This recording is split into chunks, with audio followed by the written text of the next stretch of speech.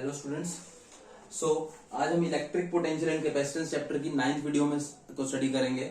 अभी तक हम इलेक्ट्रिक पोटेंशियल वाले पार्ट, इलेक्ट्रोस्टैटिक पोटेंशियल वाले पार्ट को स्टडी कर चुके हैं। अब हम कैपेसिटेंस वाले पार्ट की तरफ बढ़ रहे हैं। ठीक है, कैपेसिटेंस को स्टडी करने से पहले दो चीजें बहुत ही क्रूशियल है स्टडी करना हमारे लिए। एक तो कंडक्टर्स की प्रॉपर्टी को स्टडी करना कि कंडक्टर्स इलेक्ट्रोस्टैटिक फील्ड में क्या नेचर शो करते हैं। दूसरा डाइइलेक्ट्रिक्स की प्रॉपर्टी को स्टडी करना। Dielectrics are a kind of insulators, ठीक है, तो उनकी प्रॉपर्टी को स्टडी करना। तो सबसे पहले हम लोग कंडक्टर्स की प्रॉपर्टी को आज स्टडी करेंगे। तो कंडक्टर्स की जो है आपकी 6 प्रॉपर्टी होती है इलेक्ट्रोस्टैटिक फील्ड के अकॉर्डिंग। ठीक, तो सबसे पहली प्रॉपर्टी की बात करते हैं। Inside a conductor electric field is always zero. तो सबसे पहली प्रॉपर्टी क्या है कि इलेक्ट्रिक फील्ड जो है ना कंडक्टर के अंदर कभी एंटर ही नहीं कर सकता, हमेशा जीरो रहता है।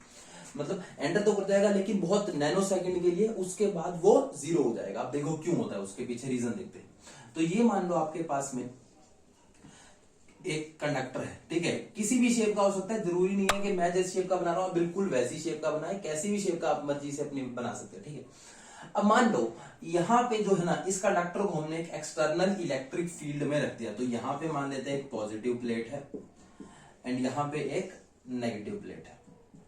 ठीक है, अब क्या होगा, इसके अंदर जो है इसकी वजह से इलेक्ट्रिक फील्ड क्रिएट हुआ है। अब ये जो इलेक्ट्रिक फील्ड है आपका, ये इलेक्ट्रिक फील्ड इस कंडक्टर के अंदर एक बार कुछ नैनो सेकंड्स के लिए एंटर जरूर करेगा, लेकिन जैसा कि आपको यहां पे दिख रहा है, एक बार के लिए हम इसको एंटर करा हुआ बना देते हैं इसको इस तरह से। ठीक है, अब जैसे कि आपको यहां पे दिख रहा है पॉजिटिव चार्ज है और ये कंडक्टर है। ये पॉजिटिव चार्ज क्या करेगा, कंडक्टर के अंदर फ्री इलेक्ट्रॉन्स तो होते ही हैं। ठीक है, अब फ्री इलेक्ट्रॉन्स बड़े फ्रीली मूव कर सकते हैं, इसीलिए फ्री बोला जाता है उनको। तो दैट इज व्हाई ये पॉजिटिव चार्ज क्या करेगा, इस कंडक्टर के इलेक्ट्रॉन्स को अपनी तरफ खींच के इस वाले सरफेस पे ले आएगा। ठीक है, अब ओवरऑल जो आपका कंडक्टर था वो न्यूट्रल था, और नेगेटिव चार्ज अगर इधर खींच के इस पार्ट से नेगेटिव चार्ज अगर खींच के इधर ले आए हैं हम लोग, तो यहां पे पॉजिटिव चार्ज बन जाएगा इस तरह से। ठीक है, अब यहां देखो ये तो था आपका एक्सटर्नल इलेक्ट्रिक फील्ड जो मैंने ये बना रखा है। ठीक है, लेकिन जो इसके अंदर जो हमारे पास में इलेक्ट्रिक फील्ड जो ये पॉजिटिव टू नेगेटिव जो यहाँ पे दो चार्ज क्रिएट हुए हैं, यहाँ पे दो एक तरह से प्लेट्स क्रिएट हुई हैं, इनका भी तो अपना कुछ ना कुछ इलेक्ट्रिक फील्ड होगा बैकवर्ड डायरेक्शन में, पॉजिटिव टू नेगेटिव डायरेक्शन में। तो एज यू कैन सी कि जो बाहर वाला इलेक्ट्रिक फील्ड है उसकी डायरेक्शन है टुवर्ड्स द राइट साइड। ठीक है, और जो अंदर वाला इलेक्ट्रिक फील्ड है उसकी डायरेक्शन है टुवर्ड्स द लेफ्ट साइड। अब कंडक्टर के केस में क्या होता है, जितना इलेक्ट्रिक फील्ड बाहर से क्रिएट हुआ है वो सारा का सारा चार्ज यहाँ पे इतनी ज्यादा इजीली मूव कर सकता है कि वो जब तक इसको पूरा का पूरा इलेक्ट्रिक फील्ड को काट नहीं देगा, बिल्कुल जीरो नहीं कर देगा, तब तक यहाँ पे नेगेटिव चार्ज अक्यूमुलेट होते जाएंगे। ठीक है, तो तब तक जो है मतलब जितना एक्सटर्नल इलेक्ट्रिक फील्ड है उतना ही आपका इंटरनल इलेक्ट्रिक फील्ड हो जाता है इसके केस में, एंड अपोजिट डायरेक्शन में होता है। ठीक है, तो अगर ये अपोजिट डायरेक्शन में है तो नेट टोटल हो जाएगा आपका जीरो। ठीक है, क्योंकि ये अपोजिट डायरेक्शन में है, मैग्नीट्यूड इन दोनों का बराबर है और डायरेक्शन अपोजिट है, तो total electric field will be zero inside a conductor. तो ये आपकी पहली प्रॉपर्टी थी किस चीज की, एक कंडक्टर्स की, जब वो इलेक्ट्रोस्टैटिक फील्ड में रखा जाता है उनको। सेकेंड प्रॉपर्टी की तरफ बढ़ते हैं। At the surface of a charged conductor electrostatic field is normal to the surface at every point. बड़ी इंपॉर्टेंट पॉइंट है, बहुत बार पूछा जाता है, एक नंबर में पूछा गया क्वेश्चन है ये कि prove that the electrostatic field is always normal to the surface of a charged conductor. के क्या मतलब है इस बात का कि भाई आपके पास में जो है ये मान लो फिर से हमने इसी शेप का, वैसे जरूरी नहीं है जो शेप मैं बना रहा हूं आप उसी शेप का बनाए, आप किसी भी इरेगुलर शेप का बना सकते हैं। ठीक है, ये हमने मान लिया हमारे पास में ये कंडक्टर, में इसको थोड़ा सा और सिंप्लीफाई कर देता हूं, ये कंडक्टर है हमारा। ठीक है, ये कंडक्टर है। अब इसके ऊपर हमने जो है क्या करा है, यहाँ पे जो है इसको कैसा बनाना, सबसे पहली बात तो चार्ज्ड कंडक्टर होना चाहिए, तो हमने इसके ऊपर सबसे पहले चार्ज रख दिया इस तरह से। अब कंडक्टर की एक प्रॉपर्टी तो मैं पहले ही आपको बता चुका हूं कि जितना भी चार्ज है वो केवल इसके सरफेस पे रहने वाला है, तो ये हमारे सरफेस के ऊपर ये चार्ज आके टिक जाएगा इस तरह से।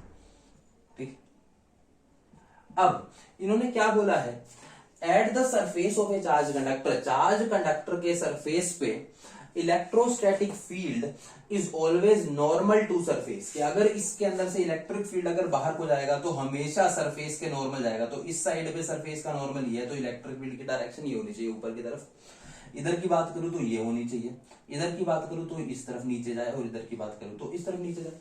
ठीक है, तो ये डायरेक्शन आनी चाहिए अकॉर्डिंग टू दिस प्रॉपर्टी। अब आपको से क्वेश्चन ये पूछा जाएगा कि आपको इस प्रॉपर्टी को प्रूव करना है, तो इसको प्रूव करके दिखाएं। ठीक है, तो मैं इसको आपको प्रूव करने दिखा रहा हूं। भाई हम लोग क्या करेंगे कि पहले मान लेते हैं कि भाई आप मेरे को ये प्रूव करना है ना कि भाई ये परपेंडिकुलर है। मैं मानता हूं कि परपेंडिकुलर है ही नहीं। ठीक है, तो मैं क्या करूंगा, इस डायरेक्शन में कुछ इलेक्ट्रिक फील्ड है, उस इलेक्ट्रिक फील्ड के दो कंपोनेंट हो जाएंगे, एक तो परपेंडिकुलर और दूसरा पैरेलल।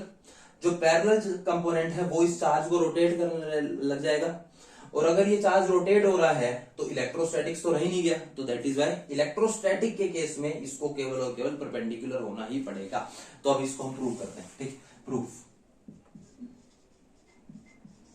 ये फिर से अब मैंने अपना कंडक्टर बना दिया। ठीक है, जो चीज मुझे प्रूव करनी है मैंने बिल्कुल उसके अपोजिट बात बोल दी कि लेट, ये मेरे पास में चार्ज कंडक्टर है, तो मैंने इसको परपेंडिकुलर ना बोल के इस डायरेक्शन में इलेक्ट्रिक फील्ड बोल दिया। ठीक है, तो let the electric field be at an angle from surface, कि उसके परपेंडिकुलर पे ना होके किसी भी एक जनरल एंगल के ऊपर। ठीक है, तो अगर इलेक्ट्रिक फील्ड ई यहां पे जा रहा है मेरा, तो उसके दो कंपोनेंट हो जाएंगे, एक तो परपेंडिकुलर, इसको मैं इस डायरेक्शन में कंपोनेंट बनेगा मेरा, इसको मैंने ई परपेंडिकुलर के नाम से रिप्रेजेंट कर दिया, और जो नीचे इस डायरेक्शन में इसका कंपोनेंट आएगा वो उसको मैंने ई पैरेलल के नाम से रिप्रेजेंट कर दिया। ठीक है, एक ऊपर ई परपेंडिकुलर और एक सरफेस के पैरेलल, तो उसको ई पैरेलल बोल दिया। ठीक है, अब परपेंडिकुलर कंपोनेंट तो ठीक है, बट पैरेलल कंपोनेंट क्या करेगा मेरे लिए, तो जो पैरेलल कंपोनेंट है वो इन चार्जेस के ऊपर एक फोर्स लगाएगा, F parallel must be equal to charge into E parallel का फोर्स लगेगा इसके ऊपर। ठीक है, तो अब ये जो फोर्स इसके ऊपर लग रहा है ये क्या करेगा, चार्जेस को रोटेट कराना स्टार्ट कर देगा इस तरह से। बट इलेक्ट्रोस्टैटिक का तो मतलब ये होता है कि चार्ज को रेस्ट के ऊपर रहना चाहिए, चार्ज को मूव नहीं करना चाहिए। तो therefore in the electrostatic condition charge can not rotate, इसलिए जो है उसको परपेंडिकुलर ही होना पड़ेगा। ठीक है, लॉजिक समझ आ गया सबको। तो मैं वही इस अब लिखना स्टार्ट करेंगे, let the electric field be at an angle from surface. ठीक है, तो therefore E perpendicular is component of E in perpendicular direction, E parallel component of E in parallel direction। ठीक है, अब this E parallel will apply a force on charges and rotate them, which is not possible in electrostatic condition, which is not possible की जगह allowed लिखते हैं, which is not allowed in electrostatic condition, जो कि electrostatic condition में तो allowed ही नहीं है। तो therefore E parallel must B zero, तो ई पैरेलल को जीरो होना पड़ेगा, और अगर ई पैरेलल जीरो है तो क्या चीज बच गई, केवल और केवल ई परपेंडिकुलर बच गया। Therefore E parallel is equal to zero and E perpendicular survives. ठीक है, तो ई पैरेलल जीरो हो गया, ई परपेंडिकुलर बच गया, तो इसका मतलब एक्चुअल में ये कंपोनेंट तो है ही नहीं, केवल और केवल परपेंडिकुलर डायरेक्शन में है। तो ये इसका प्रूफ हो गया, बहुत छोटा सा प्रूफ है इसका और बहुत इंपॉर्टेंट प्रूफ है। ठीक है, तो ये इसकी दो प्रॉपर्टी थी, अगली प्रॉपर्टीज को अब स्टडी करते हैं। इस बेटा थर्ड एंड फोर्थ प्रॉपर्टी की तरफ बढ़ते हैं। Third property is inside of a interior of a conductor can have no excess charge in static condition, के कंडक्टर के अंदर कोई चार्ज नहीं रह सकता। ये प्रॉपर्टी आपको मैं पहले भी बता चुका हूं कि आपके पास में मान लो ये कोई कंडक्टर है, ठीक है, इस कंडक्टर के अंदर चार्ज नहीं रुकेगा, जितना भी चार्ज है वो इसके सरफेस पे जाके रुकता है। क्यों? रीजन आप सबको पता है इसका कि अगर, क्योंकि ये कंडक्टर है, यही मेन रीजन है इसका सबसे पहला तो, ठीक है, कि कंडक्टर की प्रॉपर्टीज है कि भाई जब भी आपके पास मान लो कि भाई जो है एक बॉडी है इस तरह से, ठीक है, आपने इसके अंदर में कोई चार्ज अप्लाई कर दिया, इस तरह से रख दिया इसके अंदर, ठीक है, अब ये चार्ज क्या करेगा, एक दूसरे को रिपेल करेंगे, जो चार्ज पार्टिकल्स हैं इसके, ठीक है, अब ये चार्ज पार्टिकल क्या करेंगे, अब दूर से दूर जाने की कोशिश करेंगे और मैक्सिमम दूरी जहां तक ये पहुंच सकते हैं, that is the surface. So that is why interior of a conductor can have no excess charge in static condition. ठीक है, इसको हम गॉस लॉ की मदद से भी समझ सकते हैं कि भाई हमने जो है क्या करा, इसके अंदर जो है गॉस लॉ लगाया एक्सपेरिमेंटली, ठीक है, गॉस लॉ अंदर जब पुट करा तो हमने पाया कि इलेक्ट्रिक फील्ड की वैल्यू तो जीरो है। अभी पिछले पार्ट में कर चुके हैं हम लोग के inside of a conductor can have zero, electric field zero होता है उसके अंदर, तो E is equal to sigma by epsilon naught by Gauss law, तो अगर E जीरो है तो सिग्मा भी क्या होगा आपका जीरो होगा by Gauss law. Gauss law के according E is equal to sigma by epsilon naught होता है। पहली प्रॉपर्टी के according electric field inside a conductor is zero, तो E की वैल्यू को जीरो पुट करेंगे तो सिग्मा भी तो जीरो हो जाएगा ना, सिग्मा जीरो है तो इसका मतलब charge inside is also zero. तो कैसे भी आप इसको प्रूव कर सकते हैं, पहली टेक्निक ये है, क्यों जीरो नहीं होना चाहिए ये रीजन है, दूसरा गॉस लॉ से मैथमेटिकली प्रूव करना चाहिए, तो मैथमेटिकली भी प्रूव हो सकता है, तो ये रहा आपका।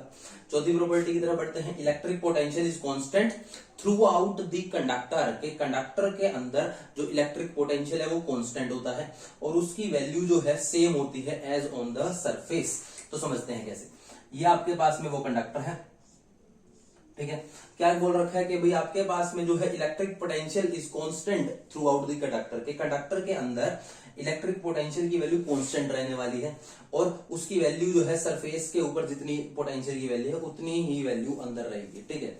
तो इसका एक तो रीजन यही है आपका, क्यों इलेक्ट्रिक, क्योंकि पूरा का पूरा जो कंडक्टर होता है वो एक इक्वी पोटेंशियल सरफेस होता है। क्यों? क्योंकि आपने देखा होगा अभी आपको पता है कि भाई inside the conductor electric field zero है, ठीक है, अंदर इलेक्ट्रिक फील्ड जीरो है और जो सरफेस है, सरफेस के ऊपर जो पैरेलल कंपोनेंट है वो भी जीरो है। तो इसका मतलब मैं अपने चार्ज पार्टिकल को कहीं भी मूव कराऊं, फोर्स तो जब भी लगता है ना कि भाई फोर्स लगता है जब F is equal to QE, अगर जब तक E नहीं होगा तब तक फोर्स तो लगाना ही नहीं पड़ेगा मुझे। इसका मतलब चार्ज पार्टिकल को इजीली यहां से यहां लेके जाऊं, चाहे ऊपर लेके जाऊं, चाहे सरफेस पे कहीं मर्जी मूव कराऊं, फोर्स तो जीरो लगाना पड़ रहा है। अगर फोर्स नहीं लगाना पड़ रहा तो अगर फोर्स जीरो हो गया तो work is equal to force into displacement के हिसाब से वर्क डन भी जीरो हो गया मेरा, ठीक है। तो देयरफॉर ये जितना भी पार्ट है जिसके ऊपर मुझे equal amount of work done करना पड़ रहा है, इधर भी जीरो, कहीं पर मूव कराने के लिए जीरो वर्क डन करना पड़ रहा है, तो एक ऐसी चीज है, ये इक्विपोटेंशियल सरफेस है। इक्विपोटेंशियल सरफेस जो होता है उसके ऊपर पोटेंशियल आपका कांस्टेंट होता है, that is why a conductor is an equipotential surface और एन इक्विपोटेंशियल बॉडी।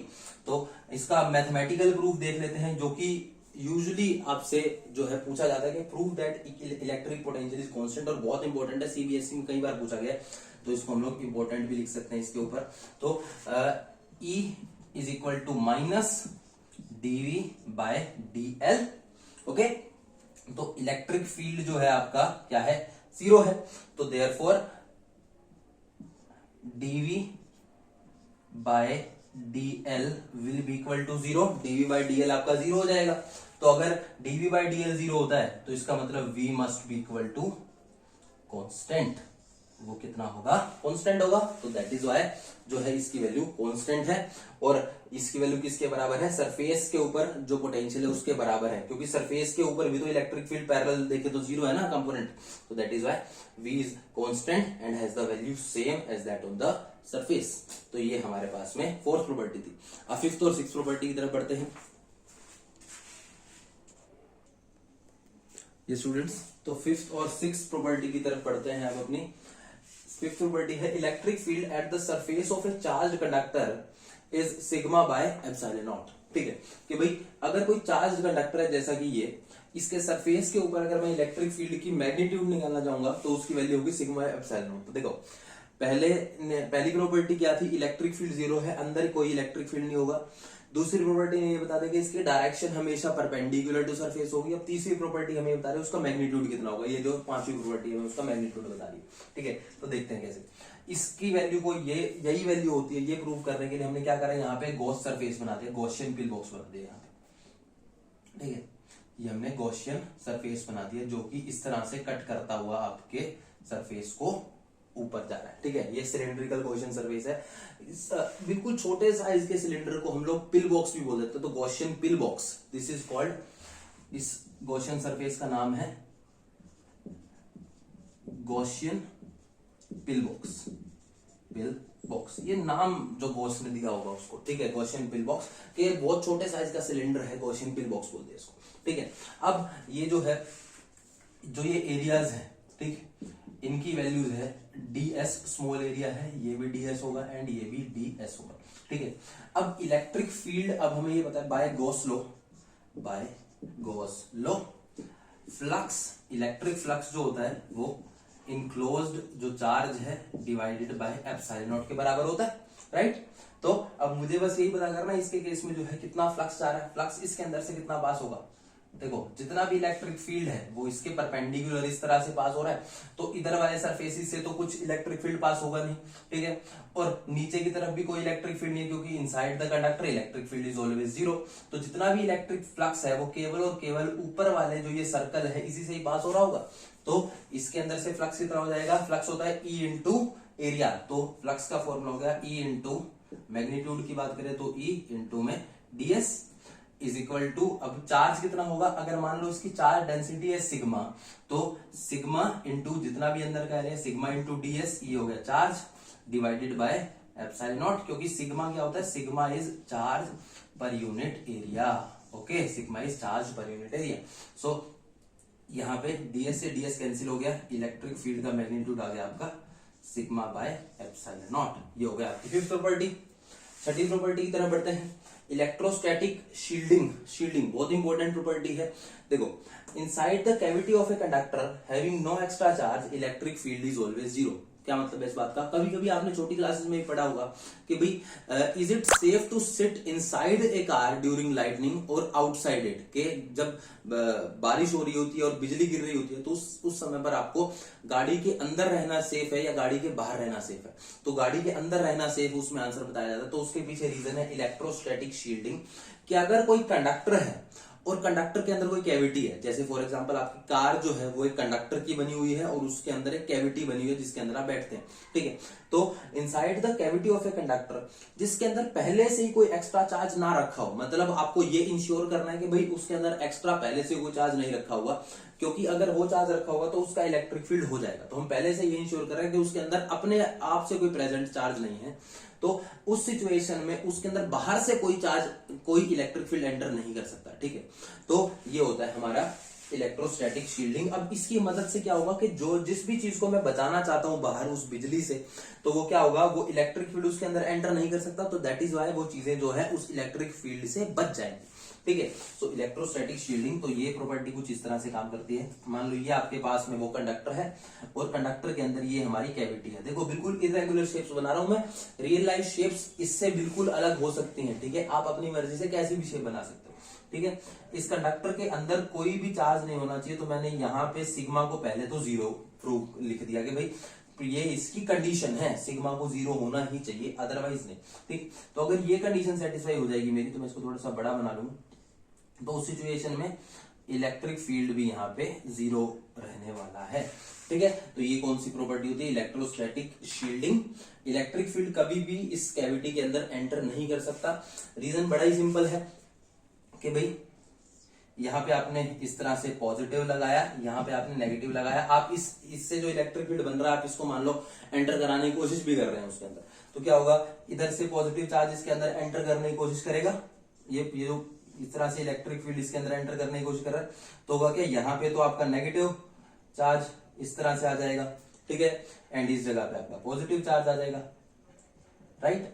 तो इसके अलावा इस जगह पे भी एक जो है कुछ ना कुछ चार्जेस अक्यूमुलेशन होंगे, तो ये जो नेगेटिव एंड पॉजिटिव चार्ज यहाँ पे जनरेट हुआ है, ये इनको जो है क्या कर देगा, कैंसिल आउट करने की कोशिश करेगा इस चार्जेस को, इस इलेक्ट्रिक फील्ड को, एंड हेंस जो इसके अंदर जो है इलेक्ट्रिक फील्ड वो जीरो ही हो जाएगा दोबारा से। ठीक है, तो these are the property called electrostatic shielding. तो हमने जो है आज कौन कौन सी 6 प्रॉपर्टीज पढ़ी हैं, एक बार दोबारा से उनको समझ लेते हैं।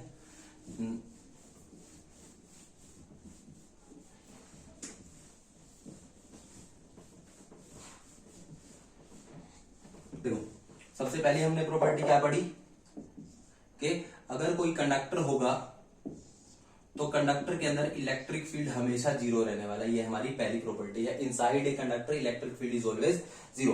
फिर सेकंड हमने प्रॉपर्टी पढ़ी थी कौन सी, कि हमारे पास में अगर कोई चार्ज कंडक्टर है तो इलेक्ट्रिक फील्ड हमेशा उसके परपेंडिकुलर रहने वाला है। तो सेकंड प्रॉपर्टी ये है हमारी कि हमारे पास कोई भी चार्ज कंडक्टर है इस तरह से, तो इलेक्ट्रिक फील्ड जो है हमेशा उसके परपेंडिकुलर रहेगा। ठीक है, मैंने यहाँ पॉजिटिव चार्ज बनाया तो इसलिए इलेक्ट्रिक फील्ड बाहर जाते हुए दिखा रहा हूं। अगर नेगेटिव चार्ज लगाता तो इसी परपेंडिकुलरली ही उसके अंदर भी एंटर करता हुआ दिखेगा। तो परपेंडिकुलर होना चाहिए, बाहर जा रहा है अंदर जा रहा है कोई फर्क नहीं पड़ता। ठीक है, ये सेकंड प्रॉपर्टी हो गई। ठीक है, थर्ड प्रॉपर्टी हो गई हमारी इलेक्ट्रोस्टैटिक कंडीशन में interior of a conductor can have no extra charge. कि भाई इलेक्ट्रोस्टैटिक कंडीशन में अगर मेरे पास कोई कंडक्टर है, ठीक है, उसके ऊपर जितना भी चार्ज होगा उसके केवल और केवल उसके सरफेस पे रहने वाला है। पहली बात तो अगर उस पे चार्ज होगा नहीं तब तो ना तो बाहर है ना अंदर है एक्स्ट्रा चार्ज। ठीक है, लेकिन अगर जब चार्ज है भी सही तो भी केवल और केवल उसके सरफेस पे रहेगा, उसके अंदर जो है sigma inside will always be equal to zero. ठीक है, या फिर चार्ज भी लिख सकते हैं इसको, charge inside will always be equal to zero. ये इसकी हमारी थर्ड प्रॉपर्टी है। फोर्थ प्रॉपर्टी की तरफ बढ़ते हैं। क्या है हमारे कि inside the conductor electrostatic potential is always constant, और उसकी वैल्यू जो है जितनी सरफेस के ऊपर वैल्यू होती है पोटेंशियल की उसके बराबर होगी। ठीक है, ये हमारे पास में वो कंडक्टर है, कंडक्टर के अंदर जो है पोटेंशियल क्या रहेगा मेरा, कांस्टेंट रहने वाला है। पूरा का पूरा जो कंडक्टर होता है वो एक इक्वी पोटेंशियल सरफेस होता है, चाहे वो चार्ज हो चाहे अनचार्ज हो, कोई फर्क नहीं पड़ता उससे। ठीक है, अनचार्ज भी हो सकता है एंड चार्ज भी हो सकता है, वो आपकी इच्छा के ऊपर है। ठीक, तो चाहे उसको चार्ज बना लो चाहे अनचार्ज ले लो, वो आपकी इच्छा है। ठीक है, पोटेंशियल कांस्टेंट रहेगा। क्यों कांस्टेंट रहेगा, E is equal to minus DV by DL, and अगर डीवी बाई डीएल अगर फर्स्ट प्रॉपर्टी के हिसाब से E जीरो है तो आपका dv बाय dl जीरो हो गया, विच मीन्स v जो है आपका कांस्टेंट हो गया इस प्रॉपर्टी से, v is equal to constant. ठीक है, ये आपकी फोर्थ प्रॉपर्टी थी। फिफ्थ प्रॉपर्टी क्या है हमारी, पहले ने बता दिया इलेक्ट्रिक फील्ड अंदर जीरो होता है, दूसरी ने बता दिया बाहर की तरफ जो जा रहा होगा उसका इलेक्ट्रिक फील्ड हमेशा परपेंडिकुलर होगा। फिफ्थ प्रॉपर्टी इसकी मैग्नीट्यूड हमें बताएगी कि भाई जो हमारे पास में ये जो इलेक्ट्रिक फील्ड इससे बाहर की तरफ जा रहा है ना, या फिर अगर नेगेटिव होता तो अंदर की तरफ भी आता वही से। ठीक है, तो जो इलेक्ट्रिक फील्ड इससे बाहर जा रहा है तो इसका मैग्नीट्यूड कितना होगा, सिग्मा बाय एप्सिलॉन नॉट। ठीक है, सिक्स्थ प्रॉपर्टी क्या है हमारी, इलेक्ट्रोस्टैटिक शील्डिंग। इलेक्ट्रोस्टैटिक शील्डिंग का मतलब हमारे पास में कोई भी एक कंडक्टर है, कैसी भी शेप का हो कुछ फर्क नहीं पड़ता, उसके अंदर अगर मैंने कोई कैविटी कट कर रखी है इस तरह से, ये कैविटी होगी। ठीक है, अब इस कैविटी के अंदर जो है अगर ये प्रॉपर्टी सेटिस्फाई हो रही है, sigma is equal to zero, sigma is equal to zero का मतलब charge inside it is zero, तो अगर उस प्रॉपर्टी की ये सेटिस्फाई होगी तो इलेक्ट्रिक फील्ड भी उसके अंदर हमेशा जीरो ही रहने वाला है। तो ये हमारी प्रॉपर्टीज हैं कंडक्टर की। तो आई होप आपको समझ आ गई होंगी, कोई डाउट्स है तो आप मुझसे पूछ सकते हैं। Thank you very much.